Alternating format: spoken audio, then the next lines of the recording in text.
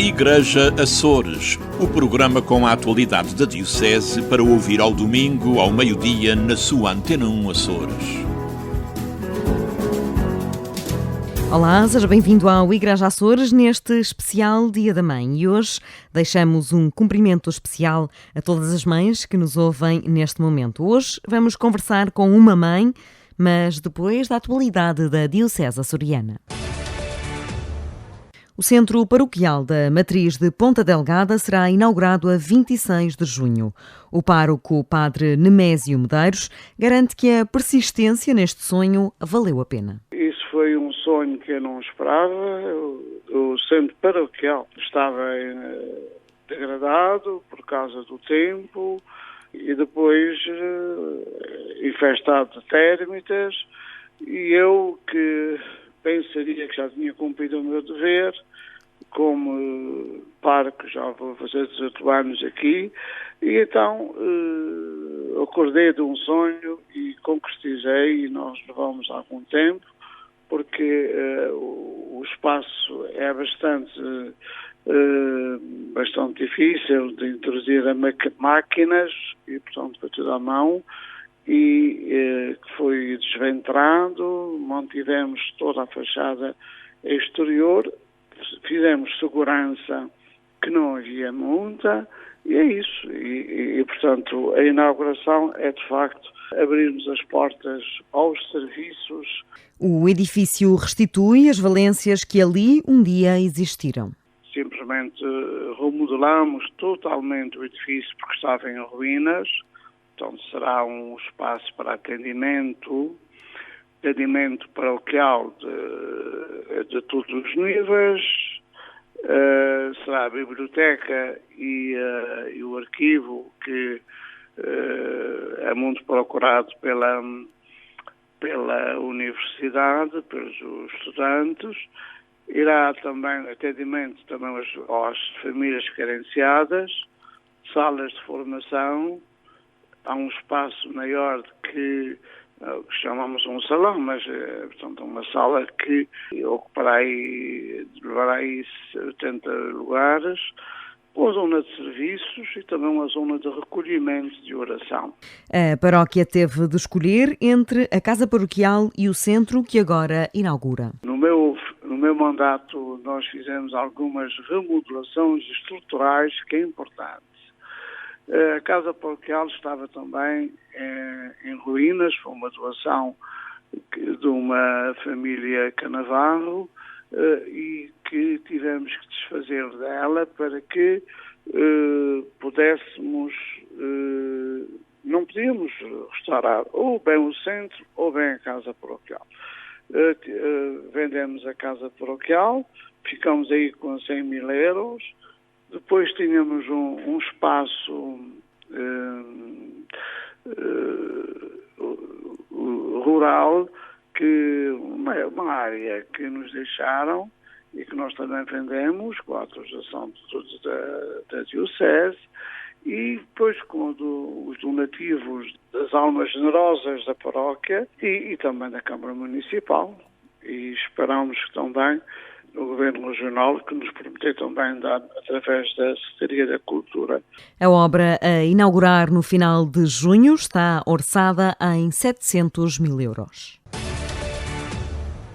A Ouvidoria do Pico vive as festas do Divino Espírito Santo com muito fulgor, mas, mais uma vez, as celebrações não serão assinaladas nos moldes habituais. Mas podemos celebrar aquilo que for possível, dentro e respeitando sempre as normas de segurança que nos são indicadas pelas autoridades de saúde no combate a esta pandemia. Pedimos na nossa Ilha do Pico a cada irmandade que, juntamente com os respectivos irmãos, juntamente com os respectivos párocos, possam analisar e ver aquilo que é possível realizar em mais este ano. Nomeadamente, o cantar do Terço ao Divino Espírito Santo na semana que antecede a festa nas igrejas paroquiais, ou então então nos salões, respeitando sempre as distâncias e as regras de segurança que estão em vigor. No dia da festa, que não se deixe de celebrar a Eucaristia com a respectiva coroação dos irmãos indicados pela Irmandade, a Eucaristia festiva em louvor do Divino Espírito Santo, pelas intenções dos irmãos do Império, por alma dos falecidos, e pedindo também ao Divino Espírito Santo, que sempre acompanhou este povo açoriano desde o início do povoamento e muito particularmente nos momentos mais difíceis, das calamidades, dos vulcões, das tempestades e também das pandemias, que livre todos nós desta pandemia que assola toda a humanidade. O ouvidor Padre Marco Martinho garante que os festejos em comunidade não podem acontecer, mas apela à dádiva e solidariedade características das festas do Divino Espírito Santo. Também naquilo que é a dávida típica destas festas, que as Irmandades possam realizá-la de forma diferente. É certo que não poderemos ter os nossos cortejos, não poderemos ter os nossos jantares do Divino Espírito Santo, jantares de sopas, nem a distribuição das rosquilhas dos nossos arraiais, mas que a esmola e a caridade não deixe de estar presente nas iniciativas que forem possíveis, na distribuição em cada casa, particularmente das rosquilhas ou das vésperas ou de outras formas de celebrar este culto ao Divino Espírito Santo, nesta sua dádiva de partilha, de alegria, celebrando as festas em tempo de pandemia, não deixando de celebrando de forma diferente, mas sempre celebrando o Divino Espírito Santo, que há de nos valer como valeu sempre, desde o início do povoamento, este nosso povo, destas ilhas, tão fortemente tem no Divino Espírito Santo o seu protetor e a sua vida. As seculares festas do Divino Espírito Santo são assinaladas pelas 9 ilhas dos Açores e são, por isso, as maiores festas religiosas da região. Assinalou-se este sábado o Dia do Trabalhador, o 1º de maio. Para os mais novos é cada vez mais difícil o ingresso no mercado de trabalho. Nos Açores não é exceção. Renata Valente, enfermeira de 29 anos, contou ao Igreja Açores a instabilidade dos programas ocupacionais que, no seu caso, duraram desde 2013 até finalmente conseguir efetivar em 2019. 6 anos de incertezas, compensados com o serviço ao próximo. Foi complicado, porque sentir que nunca temos uma estabilidade para iniciar a nossa vida não é fácil. Embora com grande apoio dos pais e apoio de toda a família, não é muito fácil este período de incerteza. Termina o mês, será que vamos continuar? Termina outro mês, será que é para continuar? E este estar na corda bamba constantemente é complicado. O grupo de jovens Os Mensageiros das Lajes ajudaram Renata a sentir-se mais útil. Estar num grupo de jovens, primeiramente, foi o que me fez descobrir a minha vocação no serviço ao outro, através das várias atividades que temos vindo a desenvolver, porque o nosso grupo já vai fazer 16 anos e eu estou desde o princípio, portanto comecei muito novinha, comecei com 13 anos. E era uma pessoa completamente diferente daquela que sou hoje em dia. E acabei por ir descobrindo a minha vocação, ir descobrindo os meus dons. Lidávamos com crianças, com jovens, com casais, com idosos. E eu fui percebendo que, de facto, a minha vocação seria o cuidar do outro, o estar ao serviço do próximo. E neste tempo que tive desempregada, nestes programas ocupacionais, o grupo de jovens foi sempre como um apoio, pelas amizades que nós criamos, mas também porque sempre me senti útil. Nós continuamos sempre a desenvolver imensas atividades e, através dessas atividades, eu, como estando mais à frente do grupo, também tinha sempre uma ocupação muito grande. E a fé faz-nos ver as coisas de outra forma, consegui ter disponibilidade para quem precisa mais de mim, mesmo a nível familiar, embora tenha estado um pouco mais de um ano parada, e claro que senti-se a falta de rendimento, eu quase que sem me aperceber, passou um ano. Eu hoje em dia, quando olho para o meu currículo, digo, poxa, tenho ali aquela falha daquele ano. Claro, é triste, é uma pena, mas eu senti-me sempre útil. Renata diz ter apostado na formação e dedicou-se ao auxílio na reabilitação da avó. Garante que a pausa fez dela melhor profissional. A jovem terceirense deixou uma mensagem a todos os jovens açorianos que vivem dificuldades na entrada no mercado de trabalho. Não devemos ficar à espera. A nossa fé em Deus não é sinónimo que as coisas nos caem do céu. é verdade. Mas devemos ter confiança que Deus tem um plano para nós e que nada acontece por acaso. Só temos que perceber qual é a nossa missão naquele momento, mas efetivamente não baixar os braços e ir à luta, que não é isto que Deus quer de nós. Deus quer que sejamos pessoas fortes, determinadas, mas que também aproveitemos, se calhar, o nosso tempo para perceber qual é a nossa missão e o que é que as pessoas precisam de nós. E muitas vezes aí, talvez nestes períodos de espera, descobrir realmente qual é a nossa vocação. O 1º de maio assinala-se em praticamente todo o mundo desde 1886, no âmbito de uma greve iniciada em Chicago, nos Estados Unidos da América, com o objetivo de conquistar melhores condições de trabalho e reduções de horas laborais. Igreja a ler, com o padre José Júlio Rocha. Daniel Faria é um poeta ainda pouco conhecido, mas de uma profundidade humana e religiosa quase ímpar em Portugal. Este jovem, Daniel Faria, nasceu em Paredes, no Porto, em abril de 1971, fez há pouco 50 anos. Veio a falecer jovem, aos 28 anos, em junho de 1999. Profundamente religioso, estudou no seminário e veio a ingressar, em 1994, no mosteiro de Singeverga, em Santo Tirso, onde faleceu pouco antes de terminar o seu noviciado. Dotado de uma sensibilidade poética rara, escreveu mais de uma dezena de livros de poesia, atualmente reunidos num único volume, da editora Quasi, que contém, além disso, vários inéditos. Nos seus poemas podemos adivinhar a humanidade de Deus, tocada pela fibra de um poeta. Quem gosta de poesia moderna vai certamente deliciar-se com a comovedora doçura e sinceridade dos poemas de Daniel Faria, apaixonado por Deus e pelos homens. Para terminar, deixo aqui apenas um poema dele, tirado de um dos seus livros mais conhecidos, cujo título é Homens que são como lugares mal situados. Eis o poema. Homens que são como lugares mal situados, homens que são como casas saqueadas, que são como sítios fora dos mapas, como pedras fora do chão, como crianças órfãs, homens agitados, sem bússola onde repousem.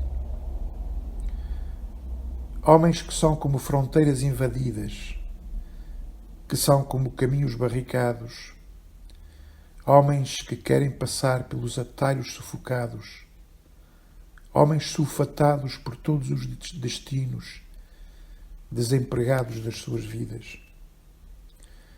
Homens que são como a negação das estratégias, que são como os esconderijos dos contrabandistas.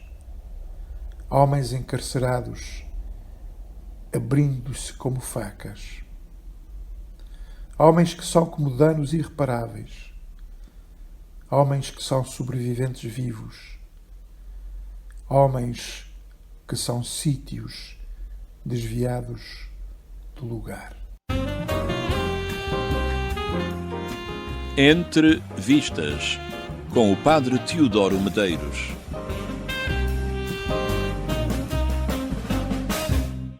Se sugere a alguém fazer a sua própria sessão de cinema com as curtas-metragens disponíveis no YouTube, a reação mais normal é que nos olhem com desconfiança e nos perguntem se estamos a falar a sério. Quando se esclarece que é precisamente o YouTube o lugar mais rápido para se encontrar curtas premiadas nos festivais internacionais como Cannes, Sundance, Toronto Film Festival, New York Film Festival, o Fantasporto ou mesmo os Oscars, então é natural que as dúvidas se desvaneçam. A oferta é massiva, variada e às vezes de grande qualidade técnica ou de conteúdo muito humano e inspirador. É possível encontrar filmes de ficção científica de 20 minutos de duração. Alguns deles impressionam de tal maneira que muitos dos comentários garantem que são melhores, mesmo a nível de efeitos especiais, do que aqueles que a máquina de Hollywood teima em deitar cá para fora. Há os do género western, cómicos, românticos, de tema social e ecológico, racismo, vida familiar, religioso, guerra, de cotidiano, mistério, terror, suspense, comédia insólita, viagens no tempo, extraterrestres e até surrealismo. A única falha parece ser mesmo no género documentário. O nosso destaque vai para o miúdo que era vítima de bullying numa escola em que só ele não era um gênio precoce. Até que o pai fale demonstrar qual era a sua habilidade especial: dar abraços de grande qualidade.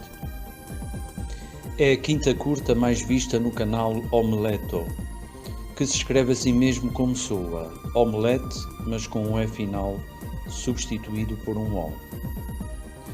Um santo domingo, bom visionamento e uma boa semana para todos.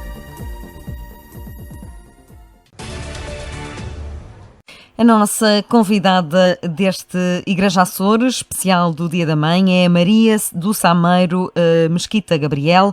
É uma miquelense, advogada e mãe de 3 filhos, já na idade adulta. É uma cristã comprometida e é, então, a nossa convidada desta edição. Olá, Sameiro, obrigada por estar connosco. Associar a maternidade ao trabalho é uma tarefa execuível ou muitas vezes é uma missão hercúlea? Bem, como me estava a dizer, os meus filhos já são adultos. Os meus filhos têm agora 25, 24, agora no Dia da Mãe, com o meu filho do meio faz 24 e 21. E, portanto, eu já sou mãe numa geração um bocadinho mais passada. A minha experiência como mãe também teve muitas vezes o facto de viver numa ilha pequenina e com Ponta Delgada. Eu costumo brincar a dizer que os meus filhos foram de casa à moda antiga. Ou seja, tendo a possibilidade de ficar em casa até ir para o colégio e, portanto, não tiveram que ir para a creche. A possibilidade de almoçarem sempre em casa com os pais, a possibilidade de saírem às 6h30 do colégio e irem para a casa dos avós, dos trabalhos de casa, e essa minha experiência só se deveu ao facto de ter perto os meus pais e também ao facto de ter a possibilidade de ter um apoio doméstico, portanto sempre tive apoio em casa, portanto com uma senhora que me ajudava na parte das tarefas que podia delegar, na parte da alimentação, na parte do tratamento da casa, e portanto nesse aspecto eu reconheço que fui muito privilegiada. Há muitas vezes o dilema trabalho e família, há muitas vezes essa opção que tem que ser tomada, muitas coisas que ficam pendentes, muitas coisas que ficam por fazer. No seu caso, normalmente quem é que costumava vencer esta batalha família versus profissão? Portanto, eu sou advogada hoje em dia, mas durante muitos anos não fui. Eu, quando casei, tive logo os meus 3 filhos, eu abdiquei também da minha carreira. Portanto, a carreira da advocacia, eu pedi a suspensão, trabalhei no governo, trabalhei no Tribunal de Contas, portanto, tendo a possibilidade de trabalhar por contadora e ter um cumprimento de horários mais fácil, porque na advocacia não existe por causa dos prazos. E, portanto, eu geri a minha carreira nesse aspecto. Suspendi a minha carreira de advogada durante os primeiros 15 anos do casamento e depois já que voltei quando os meninos já eram maiores. E porque efetivamente também o meu marido também teve uma carreira ao qual se dedicou e em termos de casal, a parte da educação dos filhos e da casa sempre recaiu muito mais sobre mim. Portanto, o facto também de termos empregados também com certeza que para isso contribuiu. Mas em termos de em termos de relação com o meu marido, eu sempre tive uma primazia que ele não teve. Em relação à carreira, como digo, acabei por gerir a carreira dessa maneira. Primeiro dediquei mais aos filhos e então mais tarde, quando eles estavam maiores ainda, então eu dediquei de uma forma mais próxima à minha carreira. Sente que nos casais com filhos, especialmente com 3, o que nos dias de hoje já é considerado uma família numerosa, à luz dos dias de hoje, há sempre algum que é mais sacrificado profissionalmente, seja o pai ou seja a mãe? A minha experiência diz que normalmente é sempre a mãe. Pois. E os casais que conheço, mesmo quando os maridos ajudam, são raros os que, talvez conheço, se calhar um caso, mas é amigos mesmo do continente, em que se possa dizer que existe uma pendência maior por parte do marido do que da esposa, porque no geral os maridos podem ajudar mais ou menos, mas a primazia acaba por cair sempre na parte da mulher. E eu acho que isso é uma realidade. Que as gerações mais novas estão a evoluir e estão a trabalhar isso de outra maneira. E eu acho que também tem imenso valor e imensa graça. E eu tenho 2 filhos e uma filha. E, portanto, também vejo os meus filhos e gostava que os meus filhos, quando fossem também pais, tivessem uma participação na educação dos seus filhos e na sua casa de uma forma mais igualitária com a sua esposa. Gostava também que eles tivessem essa ideia e esse valor em atenção, porque efetivamente o papel da mulher hoje em dia é muito difícil porque tem que jogar em muitos tabuleiros ao mesmo tempo. E há sempre alguma faceta que fica para trás e muitas vezes a faceta da carreira acaba por ficar prejudicada. E quando há falhas, porque na maternidade as falhas são constantes, não é? São muito frequentes. Quando há falhas, como é que se lida com elas? Quando se percebe que se falhou, seja no âmbito da maternidade, seja no âmbito da profissão associado ou por causa da maternidade, como é que se consegue fazer esta gestão interiormente? Eu acho que as pessoas o ser perfeito, eu acho que não é uma virtude, eu acho que às vezes é um defeito. E, portanto, eu tento gerir todas essas preocupações que tenho nos vários níveis de uma forma natural. Ou seja, ninguém exige que as pessoas sejam perfeitas, as pessoas fazem aquilo que podem fazer. E, portanto, no trabalho, então, eu tenho aquela máxima, só quem não trabalha que não erra, e, portanto, a pessoa tenta fazer o seu trabalho da melhor forma possível e dedicar-se de uma forma concentrada quando está a trabalhar e com tempo de qualidade. E o mesmo também na família. Na família, quando estamos na família, vamos ter aqui um tempo de qualidade, mas quando as coisas não correm bem, há que assumir e continuar e ver o que é que não está a acontecer bem e seguir em frente. Eu acho que nos últimos tempos aquilo que me faz mais confusão e quando olho mais em perspectiva é o facto das pessoas hoje em dia estarem muito mais isoladas, muito mais individualizadas e isso depois nota-se até no silêncio que se ouve nas casas, em vez de serem casas que têm ruído e que têm barulho das pessoas normalmente a conversarem ou às atividades. Aquilo que vejo é um silêncio, porque as pessoas estão muitas vezes agarradas aos seus ecrãs e, portanto, as pessoas convivem, mas cada uma de uma forma própria. E isso então, isso é que me faz mais confusão e é para esse aspecto que eu acho que as pessoas devem estar atentas e tentar combater essa primazia do sofá, a primazia do cada um por si. Eu acho que essa falta de contacto humano, de convívio, isso aí é que acho que é um problema hoje em dia. Caminhar na fé é uma cristã comprometida. Caminhar na fé, educar 3 filhos na fé, é uma tarefa simples que flui naturalmente ou é uma tarefa muito, muito dolorosa? Tem as 2 vertentes. É simples e é dolorosa. Eu acho que quando os meninos são mais pequeninos é uma tarefa mais fácil. A transmissão da fé é sempre uma questão natural. E, portanto, eduquei os meus filhos, estávamos sempre à noite com eles e frequentávamos a igreja e fazíamos projetos, etc. Com o crescimento dos filhos, é difícil a transmissão da fé. A transmissão da fé, eu acho que é dos desafios mais complicados que se colocam aos pais.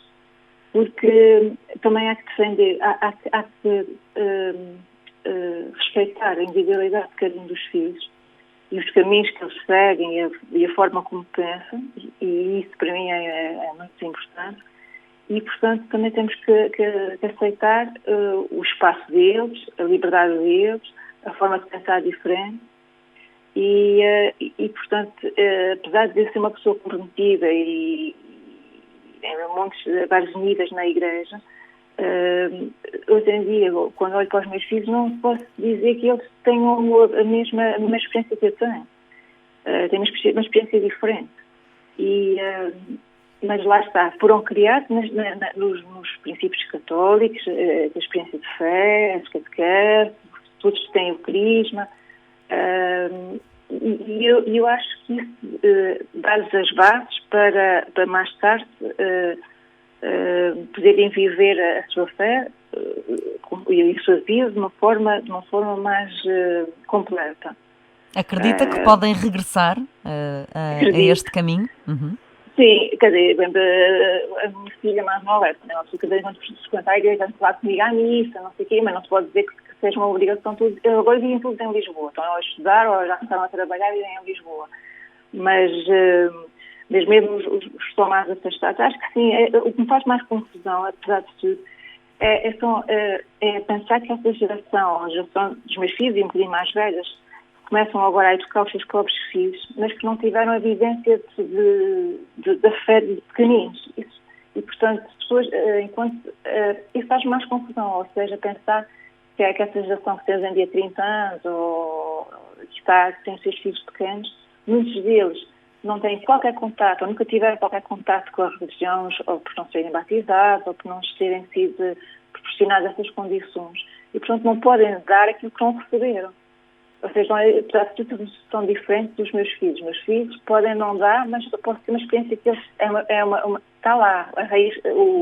A semente já está, não é?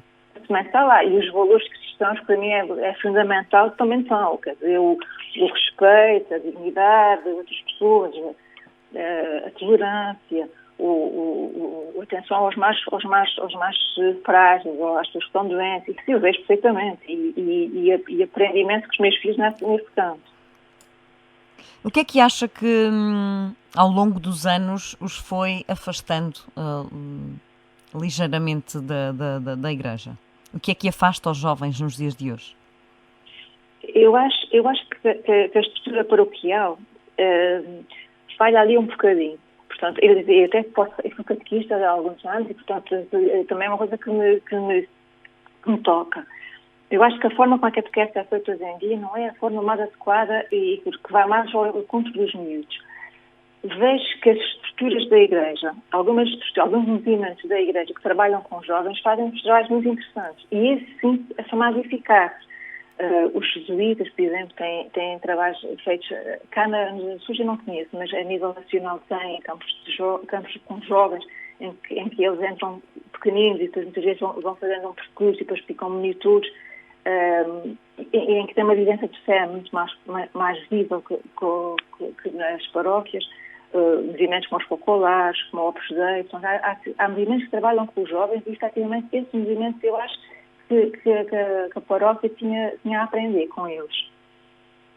E eu acho que tem que ser muito fazer que os miúdos estão à vontade. Portanto, a catequese não precisa ser sempre um espaço fechado, a catequese pode ser um espaço aberto. Eu faço parte da paróquia de São José e nós temos um projeto que é o São Lucas, que é de apoio às famílias carenciadas. Uhum. Nesse projeto temos o Terra de Pão, que é um espaço agrícola, um terreno que a gente planta algumas alimentos para as famílias, etc. E, por exemplo, um dos aspectos que eu acho que é engraçado é, por exemplo, convidar os miúdos, a catequese e os seus pais para virem durante um dia darem um voluntariado. Porque o voluntariado é uma coisa que é apelativa aos jovens. E nisso lembro das coisas que os meus filhos ainda sempre ajudaram, tanto no São Lucas eles ajudavam, e fazer cabazes para as famílias carenciadas. Isso é uma tarefa que é bem respondida. Portanto, essas tarefas em que tem um curso, em que tem alguém, muitas vezes é mais fácil. É preciso mostrar-lhes também que os atos de cidadania também são atos de cristandade. Isso também é verdade. Alguns, também vice-versa. Os atos de cristandade são atos de cidadania. Sim. Isso também é verdade. A parte da generosidade do seu tempo é muito interessante. Por exemplo, eles disporem do seu tempo e darem explicações a miúdos que têm dificuldades de aprendizagem. Por exemplo, os meus filhos e um grupo de amigos deles fez um projeto há pouco tempo que se chama Gente de Ajuda, que são grupos de miúdos, muitos deles cá dos Açores e alguns também de deles lá de fora, que têm através da internet, dão explicações de graça a miúdos que precisam. E, portanto, tem lá, os miúdos inscrevem-se e eles dão o seu tempo para ensinar matemática, físico-química, essas disciplinas que às vezes têm mais dificuldade, inglês, portanto, vejo isso com satisfação, esse fruto, digamos assim, da educação que tiveram. São cristãos à maneira deles, certo? Exatamente, cristãos à maneira deles, exatamente. Mas voltando ao que estava a dizer, eu acho que, por exemplo, tem que ser sempre através do serviço ao outro. Eu acho que encontram Deus mais facilmente no serviço ao outro, no serviço dentro de portas e fora de portas, uma evangelização missionária, é mais fácil do que aquele modelo tradicional, vamos à missa ao domingo e depois quando acabar a missa vamos irmos para casa. Isto é um modelo que é mais difícil às vezes apanhar. Há momentos em que é fácil desistir da missão evangelizadora de uma mãe católica? Desistir, eu acho forte. Eu acho que eu nunca desisto. Temos a ver momentos em que ficamos mais resignadas, e essa resignação é má, não é? Mas também é tal história. Há sempre uma margem de liberdade aos miúdos e respeitar a forma como pensam. E, portanto, se eles têm uma caminhada diferente, nós temos que estar atentos, acompanhar, mas deixar que eles percorram o seu próprio caminho. Há lutas inglórias na educação na fé cristã? Acho que não. Eu acho que não. Eu acho que de forma imediata podemos não ver os resultados, podemos não ver os frutos, mas eu acho que não é inglório. E eu acho que muitas vezes também, mais do que as palavras, também o próprio exemplo de quem está perto, e aí não só dos pais, mas também da família mais alargada, dos avós, que são umas peças fundamentais na educação dos filhos. O exemplo que vêem do serviço em prol da família, eu acho que todo esse esforço cai fundo nos miúdos e é um exemplo e é uma forma que depois mais à frente ou mais atrás eles vão também construir o seu caminho por aí.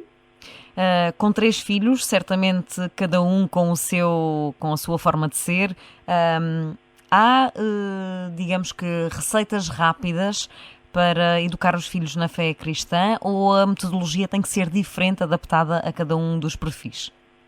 Eu costumo dizer que eu acho que deve ser mais fácil educar vários filhos do que educar só um.